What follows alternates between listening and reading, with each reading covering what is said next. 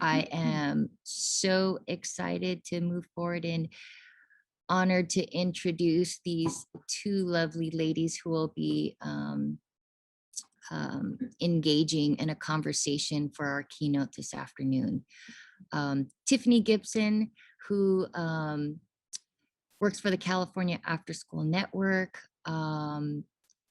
She has done some work on social justice and equity. And so, today she's going to be sharing some of her knowledge and expertise with us.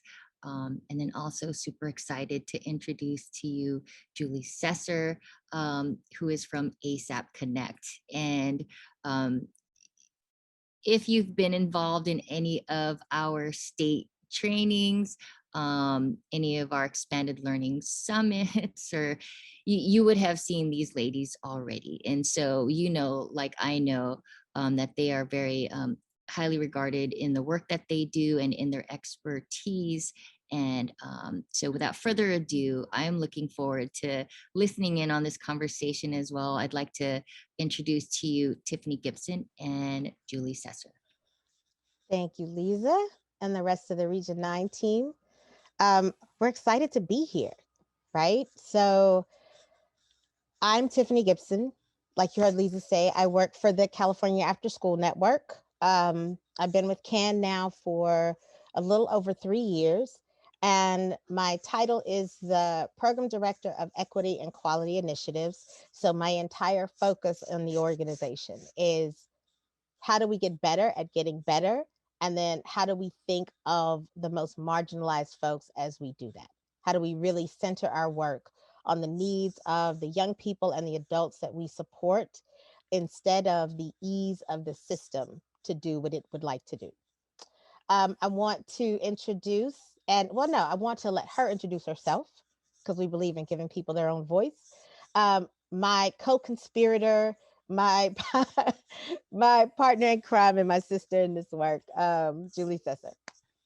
Hey, welcome to our living room, y'all. So this is interesting. We're coming to you live from our houses. So this is fun. Julie Sesser with ASAP Connect. And we're housed out of the Santa Clara County Office of Education. But we get the privilege and pleasure of working jointly with a lot of do with California Afterschool Network and the fabulous Tiffany Gipson. Can you tell it's a love fest? Anyway, a lot of respect and admiration among us because of the work we're doing, and we're very passionate about that work. Seeing a lot of familiar faces in this space, so I have to give a shout out to, I think Cynthia Martinez is in this space, and I think she has a mini motivational moment. I can't see her face, so I'm not so sure she is, but she might be lightweight famous in the after school world this week at the STEAM conference, STEAMpower. So check out that interview. It was very motivational and inspiring. So I just wanted to give a little plug. But yeah, the work we do is statewide, and our focus is on supporting the system of support. So the people that are behind you in the system, you might be doing program on the ground, but there's a teams of people in every county and every region that are supporting you and behind the scenes. And so we get to support them to support the amazing people like you doing the work on the ground. So we are privileged and honored to be with you all today. And we hope that we can share with you some things that make you think, that inspire you to dig deeper, or affirm what you already believe and know, and to just stay curious. I love the idea of STEAM because of the call to invoke inquiry and curiosity. And I think when you talk about equity, there's a real bridge there. Because if we were to stay curious and hold curiosity and meeting people that we've never met before, understanding and learning about their lived experiences and their narrative in their own words on their own terms, then I think we would begin to have better communities, and work in ways that are better for all people, and especially the people that are most marginalized in our community. So I'll stop there. I'll pass you back the mic, Miss G. Okay, so I guess I'm going to give a little framing to today's conversation, everybody. Initially, so yes, we do have a slide deck. I will probably go back to that slide deck because Julie has been gracious enough to jump on here with me because I wanted to elevate that as an explicit equity strategy later, but she does have another commitment, so she's going to have to jump off. And then I may go to the deck, or y'all may just hear me having random conversations with you as if we're on the phone together. So I let's do a little anchoring. So I have been working for CAN for 3 years, but before that, I have worked in education for a lot longer. I started off as a tutor. I was a classroom teacher and a counselor. And I came into the field of after school as a byproduct um, of not feeling like I was connecting with my high school students the way that I wanted to. I didn't feel like I had enough time. And the principal in that space said, well, look, and it was also a continuation school. He was like, we get out of school at 1 o'clock. If you want to do something afterwards, I'll give you some money to buy some pizzas. See if you can get them to stay. You can do whatever you want with them. That kind of freedom, because as long as I was doing it after 1 o'clock, I didn't have any of the classroom constraints, but I could actually meet my young people where they were. And that was how my relationship with after school changed, because I saw that without the framing of the kind of structured, rigorous academic kind of objectives that they wanted me to hit, I could focus on the young people as human beings and meet them there.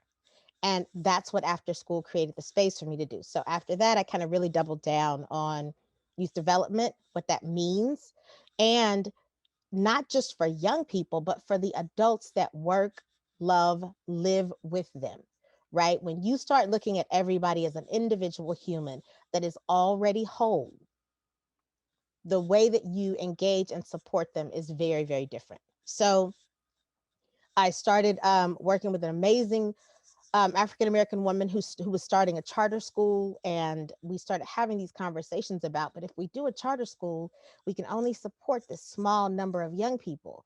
But if we take what we believe to be true and share it with other schools, we can have a greater impact. And that was an organization called Higher Ground Neighborhood Development Corporation, which is still in operation in Oakland. They just got their own center. So I am still a very proud partner in that work. I sit on the board now.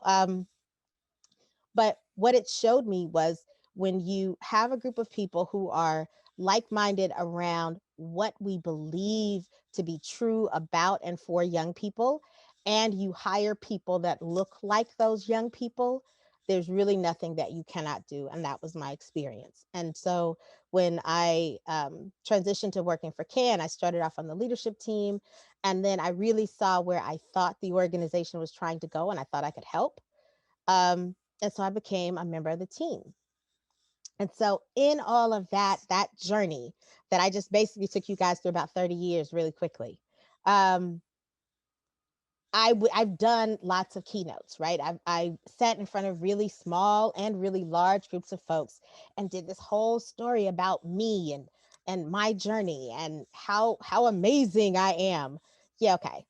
And if nothing else, I have learned that that's really not the story that I want to tell, right?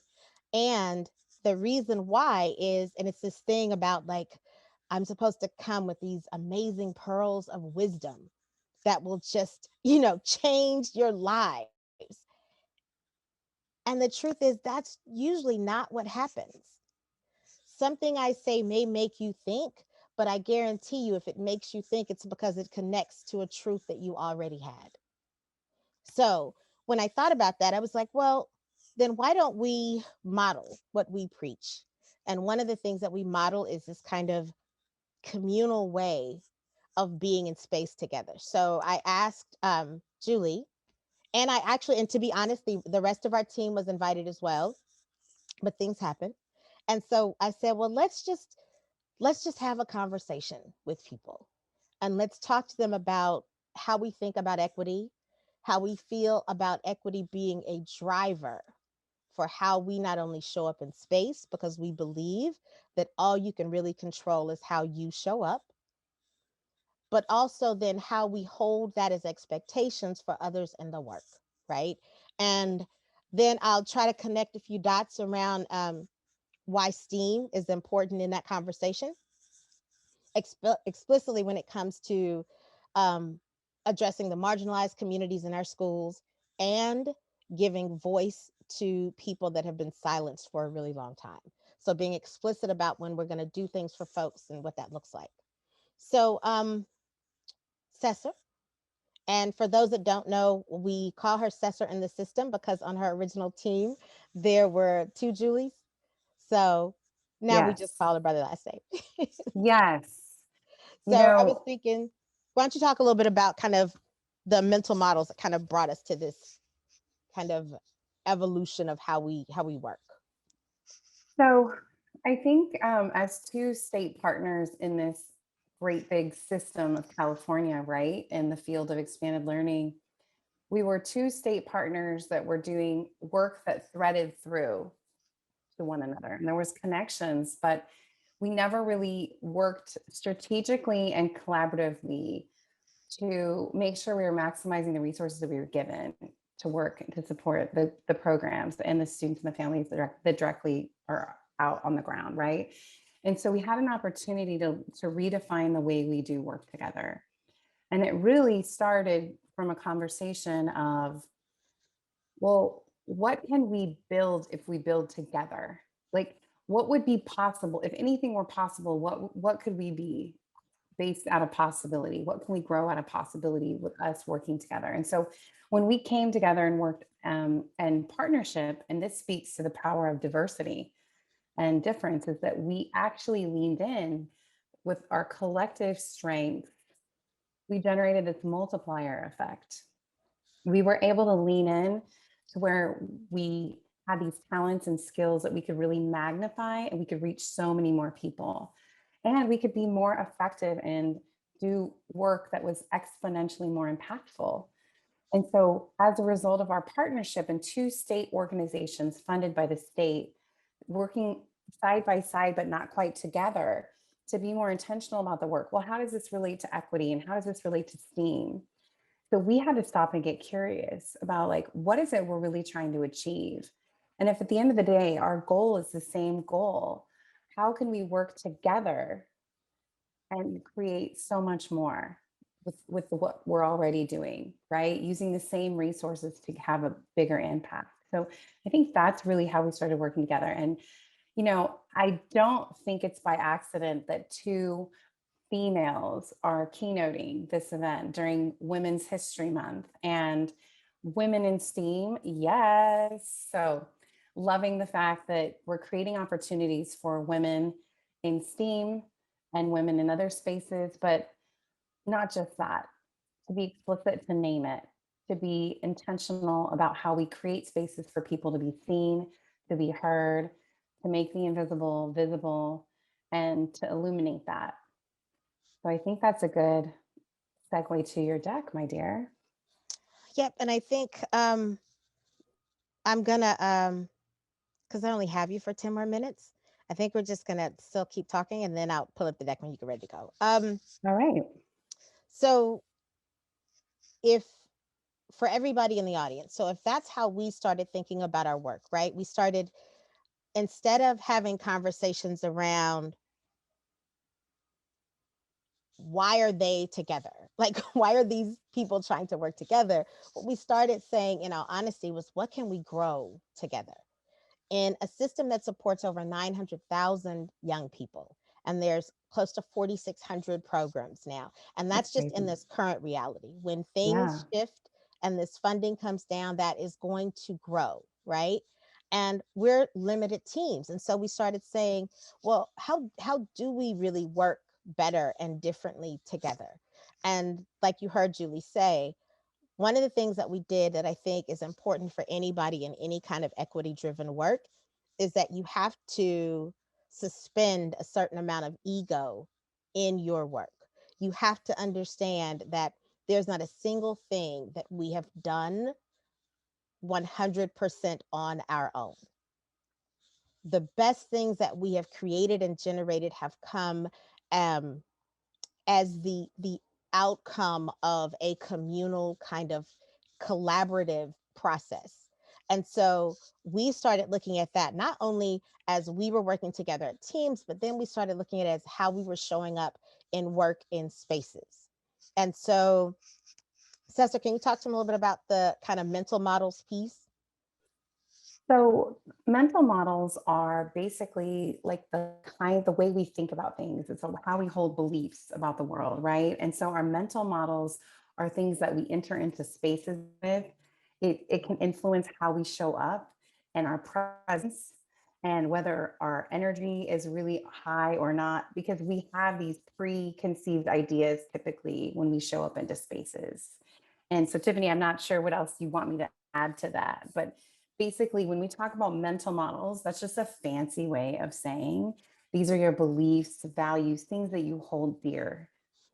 Yep. And I think because that's what that was good enough, right? I wanted you to say that out loud because I think it's important to understand that the things that we hold true, right? Those are the things that, from an equity perspective, those are our implicit and or explicit biases. Those are the foundational things that we have kind of grown up, and we have reinforced them by finding things that say that that's true, right? We started shifting what we believed our mental models to be around this conversation around equity and us working collectively as teams, but also how we were looking at our program starting to work together. And so there were a few things that you'll see, as if any of you come to any of our workshops, that you'll see documented in a slide. And it says that everyone has wisdom. We hold that to be true. That there are no wrong answers. If we are really in this place of inquiry, all questions help. So all answers, even though it may not be the one that you want, there's a lesson that we can learn from that. That everyone will hear others and be heard. We believe intently, like you hear people say things like, oh, it was a safe space. Spaces are not automatically safe. Spaces have to be curated to be safe. And the way that we do that is we give voice to everyone in that space. That we need everyone's wisdom to get the wisest result, Diego. But that's the truth. The fact that your perspective, which is unique to you, which is held and honored by everything that made you you, is probably going to be different from mine because we didn't have the same lived experience. So making space for your wisdom helps my wisdom grow. And then the last thing is the whole is greater than the sum of its parts. No matter how we sit in these spaces together, our ability to think collectively and collaboratively about, for example, how we're going to reopen, there's no way that that is a simple and or complicated problem. It is a complex one because it has multi layers inside of it. So that means for us to really solve and resolve that, and working through understanding that we're going to make mistakes, we need the collective wisdom of the group. So if that's what we believe, right? All of those things that we just said, um, me kind of framing this keynote from what I know didn't make sense. So that is really why it felt, to honor the way that we say that we work, that it made sense for me to have one of my critical partners in this work on this call with me. So just needed to kind of uplift that. Yeah, and well, thank you. I do feel that that is practicing what we do, putting our words to action, right? It's not just being about it, not just talk about it, being about it, right? And I think if nothing else, something that has really been solidified for me during this last year, because right now, this month, we are 1 year of the same. We are 1 year in this thing, this pandemic. And one thing that our two partner organizations, our team decided to do together, and I say team because we work that closely together, the four of us, we decided to make a commitment to cultivate community in the chaos, to hold space, to focus on creating safe spaces where people could show up and be themselves with whatever they were navigating. Because we know that, there's been this analogy thrown around about we're all in the same boat. And I like the reframe. I don't know who shared it off the top of my head, but it's not that we're all in the same boat, it's that we're all in the same storm. And we're all in very much different boats. Some people may not even be in a boat. They may have a life raft. They may be in a boat with a hole in it, or a boat with one paddle. People may be in a yacht. You know, the disparity is there. So we just need to name and lift the fact that if we could create spaces where people could come together from different lived experiences and different lived realities, and each person can be valued, just like she said, everyone comes in with their own wisdom, their own lived experience. If we hold that space, then we're actually cultivating community, a sense of community, and a sense of deeper understanding and basic respect for one another. Because I think in some spaces we have lost some of that. So, yeah. Thank you, Sheila. Yes, we need to cultivate community. Yes, girl, I'm cheering you on. If you were on my screen, we would be like shouting out to each other. Yes, so I'll pass it back to you, Tiff. Thank you, ma'am. So there's a couple of things that I'm going to give to Lisa to give to you all to kind of take with you. So there, when I originally was thinking about this, we were going to play the kind of ode to the site coordinator, because one of the things that I think is so relevant in this moment is really amazing site coordinators. And you all are in some respect, right? Everybody knows what they're great at. It's so interesting to me that people come into our field and there's teachers on campuses or principals that say, why are you the after school coordinator? Like, don't you want to be a teacher, or don't you want to do something else? Instead of honoring and acknowledging that the work that we do saves lives. And we say that. And I think sometimes someone was like, well, Tiffany, don't you think that's a little, no, I don't. I don't think that's hyperbole. I do, because I know that that is what happens. I know that, and the pandemic taught us this, that when our schools were trying to figure out, right, what to do and how to do it. And this is, and I want to be clear, this is not laying any blame or placing any blame, but what it is acknowledging what was. Our after school program stepped up without instruction. They stepped up and met families exactly where they were. When people needed to give out lunches, our teams did that. When there were people that were needed to give out Chromebooks, our teams did that. When there were sites that were like, we need people to come and put together packets so that we can get them home to families that don't have internet access, our teams helped do that, right? And I'm not saying that we did any of that alone, but I'm saying that we did it. And if that's two or by ourselves, we still did that. And I think that's a reality, that what now is really being typified by this opportunity for additional funding is, when it was necessary, our people and our work spoke for themselves. The fact that we had the caring adults who lived in the communities where these young people are, and they were able to find and connect to them. The fact that we did have connections with families that maybe some of the school day didn't, because at the very least in the after school program, some adult has to come sign out some young person every day.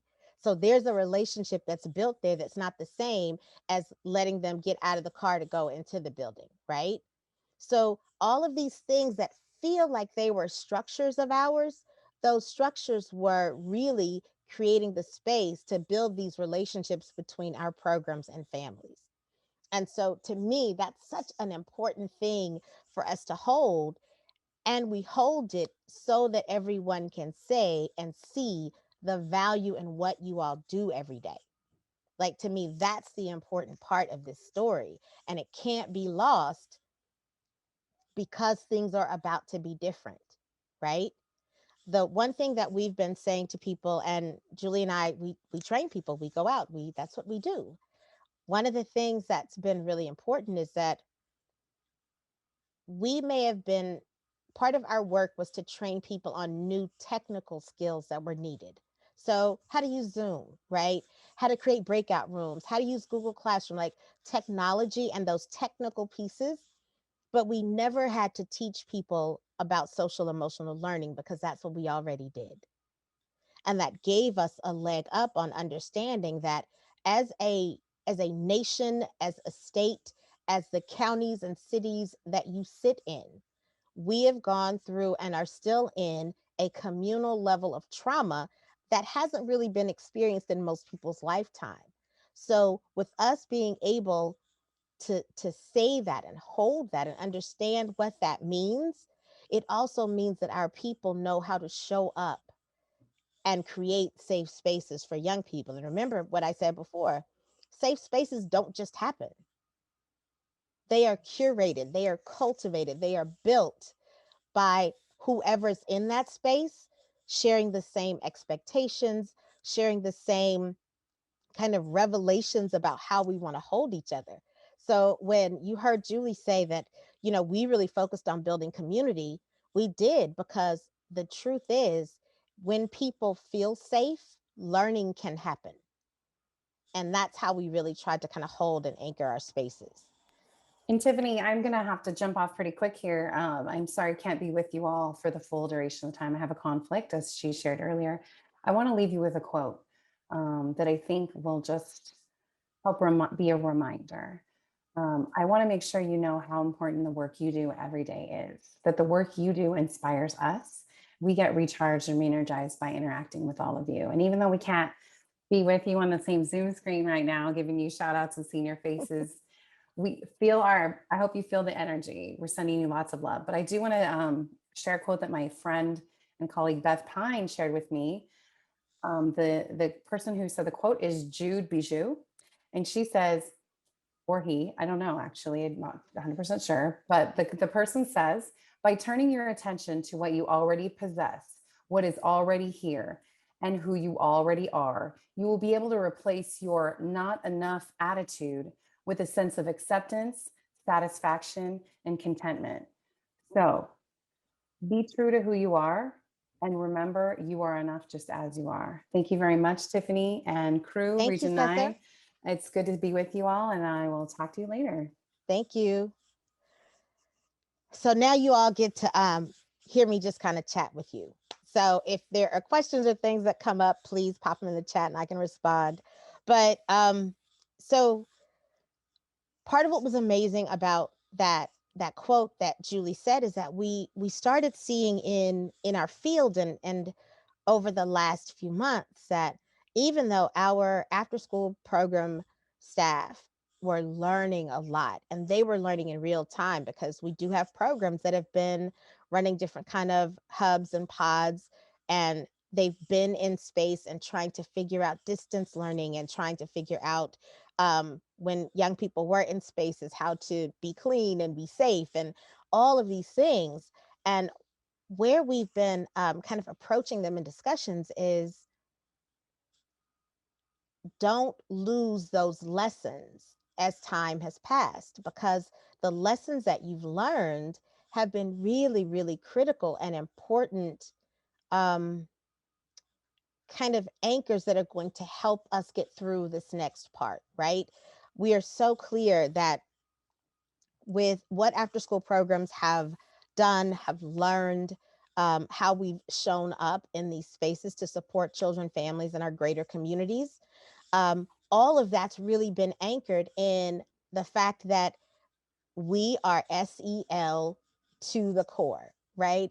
The youth development kind of, we used to call them the 5 C's of youth development, right? And it was, and all the stuff that you think about.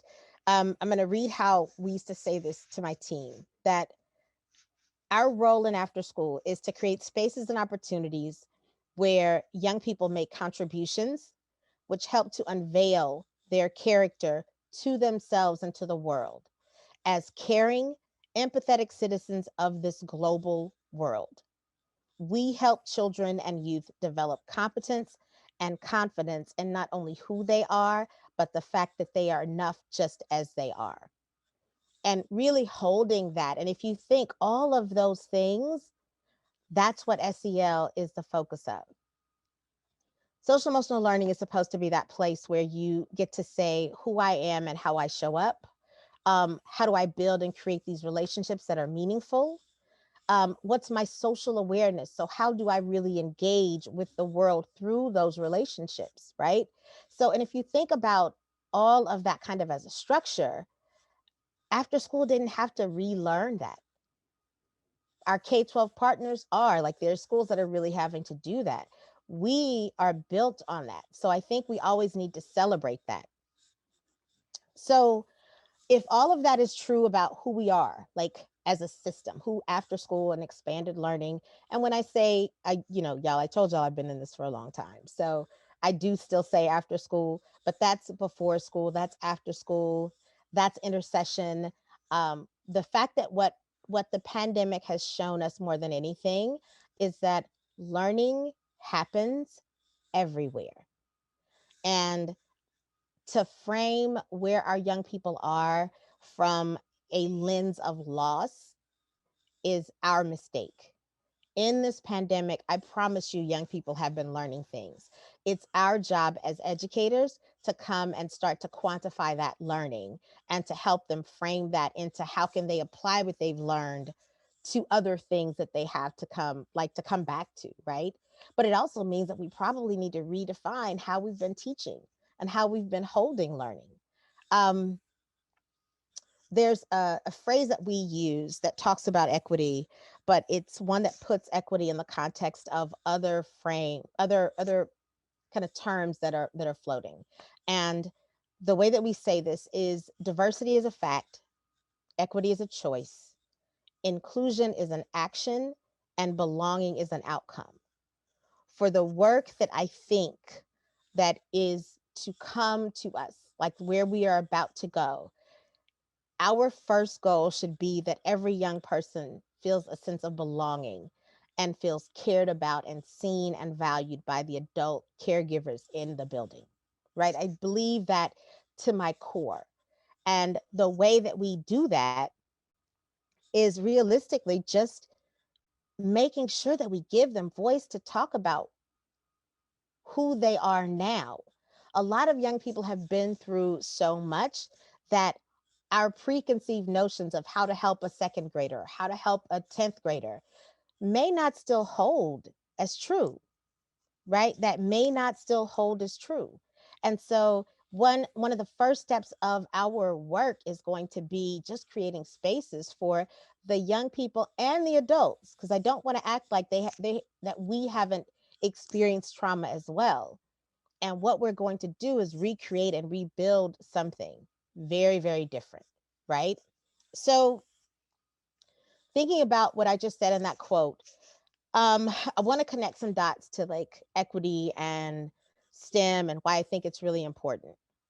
There is, and you guys, I'm going to share the deck since I haven't shown a lot of it, but let's see. I mean, I'll make sure that Lisa has it as an artifact they can share, but let me see if I can share my slides for a minute and talk us through a couple of things.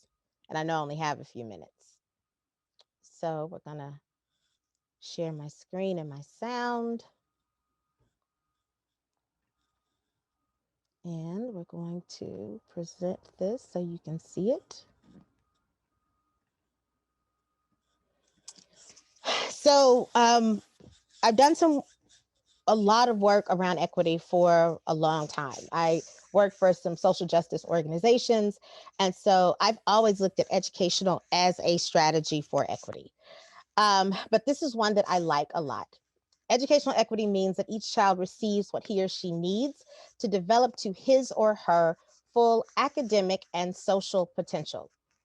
And working towards equity involves ensuring equally high outcomes for all participants in our educational system, removing the predictability of success or failure that currently correlates with any social or cultural factor. If you look at our system right now, the expectation is that Black and Brown and all young people of color will not be as successful in our system as their white counterparts. That getting rid of that predictability is one of the structures that we know we need to remove because it's a barrier. Interrupting inequitable practices, examining biases, and creating inclusive multicultural school environments for adults and children. That does not mean that we go to the Black teachers for Black History Month. It does not mean that we celebrate Cinco de Mayo as if it's really authentic to all folks that celebrate it. Like, that's not what that means. It means that we build and bake into our educational system, our curriculums, our whole, how we hold each other, the diversity that is the young people that we serve and the adults that serve them.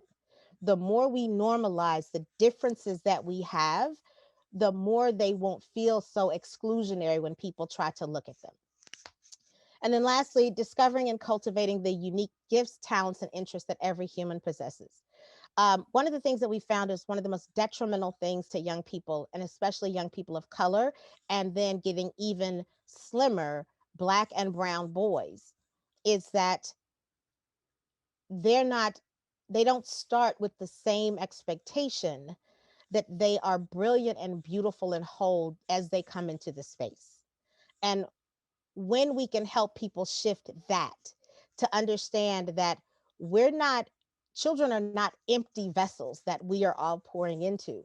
They come to us with amazing innate gifts and talents. And what we are doing is helping them figure out how to use them, how to hone them, right? That's our job as educators. Um, and to me, like thinking about that whole conversation around like educational equity, STEAM, and especially the way that After School really held it was a targeted way that we were looking to create a more equitable opportunity for young people of color. At the time when these initiatives really started taking off, it was showing that careers in STEM around the globe were growing faster than any other field. And what was also being noticed, the lack of Black and brown people in those fields. So as a targeted strategy and holding, I'm gonna kind of scaffold a couple of things. If STEAM was a targeted strategy, and After School is another targeted equity strategy, because um, if you're running a ACES or 21st Century Assets program, your program was written out to support the most marginalized young people in our communities. And then if STEAM is an overlay of that, that means that we were really intentional about who we wanted these programs to help and what we really wanted them to do. And what we really wanted them to kind of do was build these kinds of skills in young people because these are the employable skills of the future. And that was when we said it then, it was the future. Now it's now. But focusing on this kind of core things: communication, collaboration, critical thinking, and creativity. If we can help our young people do that, then we've done what we can do for them. Because if they can critically think, they can learn anything else, right? If they learn how to work together, they will be in better situations, right? The fact that um, our current educational system is built on a really old model that aligned with getting people ready to go work in static places like factories where they put a thing in a thing and that was their job. That's not the work anymore. And so our educational system has to shift. And that was what STEAM really was trying to do for us. So when we think about that, though, and this was something that I thought was really interesting to elevate to this group, is when we first started doing the work, though, the STEAM programs weren't getting to the young people that we wanted them to get to. And so that meant that, and the curriculum was already there, right? They had these programs, we had these opportunities, but that meant that we still needed to do some equity work on the people who were implementing those programs, right? And so this simple slide that you see is, this is a training that we did with a couple of districts, that I did with a couple of districts a few years ago. Because what I kept saying to them is, if the programs were designed to get to your marginalized communities and they're not, what is standing in the way of that? And then what we realized is that they, as teams, needed to do some exploration on their own. They were the barriers. And so they had to do some work on that. And so some of that work was what you see here, that people had to become aware of their own thinking and reasoning. Like they would say things like, well, um, these group of kids, they're not really interested in STEM, or they don't really want to come to the program, or they won't be able to get the supplies. Like it was all of these, their thinkings that were preventing these young people this level of access. And one of the things that I kept saying to them is, well, here's how we're going to work through that. As you think those things, I need you to elevate them into the space. I need you to say them out loud so that if other people in the room don't agree with you, we can have some discussion about it. Or if those are really issues, we can think together on how to problem solve to remove those issues, right? Um, and then we also had to do some work into inquiring into others' thinking and reasoning about these things. And one of the things that I say to people is, I will say that I use interrogation a lot, and interrogation makes people think of a lot more aggressive way of unpacking something. But usually that's because people have associated interrogation with someone already having an outcome in mind. Inquiry doesn't hold that same thing.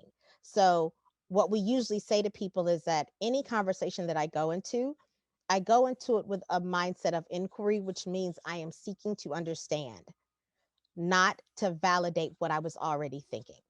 And that's a real equity strategy that we try to get people to use a lot. And then the last part is really balancing inquiry and advocacy. A lot of the times when we are fighting for something, if we already believe it to be true, our actions and our words will move to advocate for that position versus creating space to just kind of um, be inquisitive and see why someone is thinking a certain way or what was behind their decisions, right? So I'm going to stop sharing for a second. And I want us to think about, in your own programs, if you had to really think about what does equity mean to you and in your work, I want you all to write in the chat just that. When you had to think about equity for you or for your students or for your team, what does that mean, right? And then as you think about what does it mean, I want you to think of, and what's one way that I can make that possible? Because we've talked a little bit about kind of why I think after school is important and why I think you all are important. We've talked a little bit about kind of how I hold equity as it's the way that I navigate the world. Um, but there are also really clear strategies around being inquisitive with folks and getting in relationship with people, because one of the things that we've seen is the more you're in relationship with people, the harder it is um, to prejudge base word of prejudice and to negate their lived experiences as real, right? So in the chat for the folks that are here, um, what does equity mean to you? What does it look like for you, for your students, or for your team? Let's see if we can get a couple of people to respond.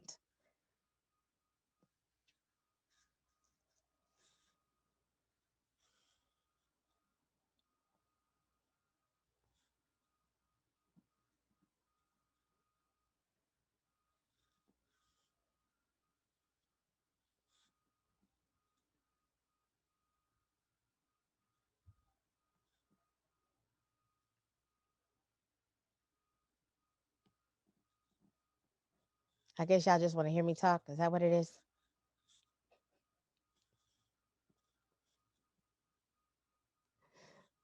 That's okay. I don't mind.